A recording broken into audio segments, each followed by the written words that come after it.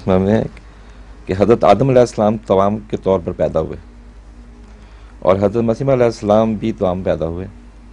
ہر دونوں کے توام پیدا ہونے میں کیا حکمت پوشیدہ ہے؟ تو اللہ بہتر جانتا ہے کیا حکمت پوشیدہ ہے.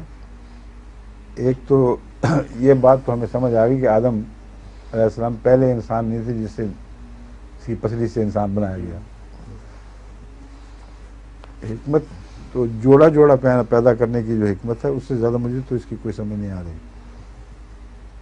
یہ حکمت جو حضرت مسیح صلی اللہ علیہ وسلم نے بیان فرمائی ہے وہ توامیت کی حکمت نہیں ہے، وہ مماثلت کی حکمت ہے. اس لیے آپ اس کو غلط سمجھ رہے ہیں. میرے نزدیک تو توام پیدا ہونا ایک اتفاقی بات ہے. اس میں فی ذاتہ ہی کوئی حکمت نہیں ہے سوائے اس حکمت کے کہ اللہ تعالیٰ چاہے تو ایک سے زیادہ بچے پیدا کروا سکتا ہے. تین بھی، 5 بھی، 6 بھی یہاں بچے ہوئے موجود ہیں. تو وہ ایک سائنسی حکمت ہے. اس کو مذہبی حکمت کے طور پر سوچنا کم سے کم مجھے تو فائدہ نہیں دے سکا، مجھے تو کوئی علم نہیں ہوا. لیکن جو حکمت حضرت مسیح السلام نے بیان فرمائی ہے وہ ایک مماثلت ہے جو اشارہ کر رہی ہے.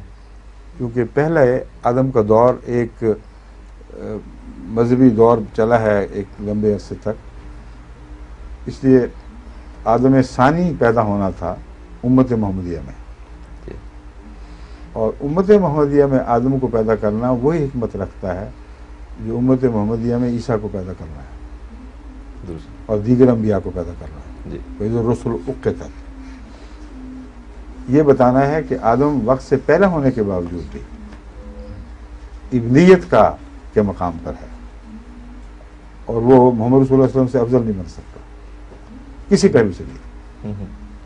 عیسیٰ علیہ السلام آئیں گے تو غلام بن کے آئیں گے، کرسچن آئے گا تو غلام بن کے آئے گا. از الرسل اقتت، تمام رسول امت محمدیہ میں مبعوث کر دیے جائیں گے، یعنی ان کی امتیں غلامی کا دم بھریں گی. تو اس پہلو سے حضرت مسیح موعود علیہ الصلوۃ والسلام کا آدم ہونا رسول اللہ صلی اللہ علیہ وسلم کی فضیلت کا گواہ ہے، اور اب کا توام ہونا یہ اشارہ ہے کہ خدا تعالیٰ نے مماثلتوں میں یہ بھی پیش نظر رکھی تاکہ جو صحیح فطرت لوگ ہیں ان کو پہچاننے میں آسانی رہے. سمجھ گئے؟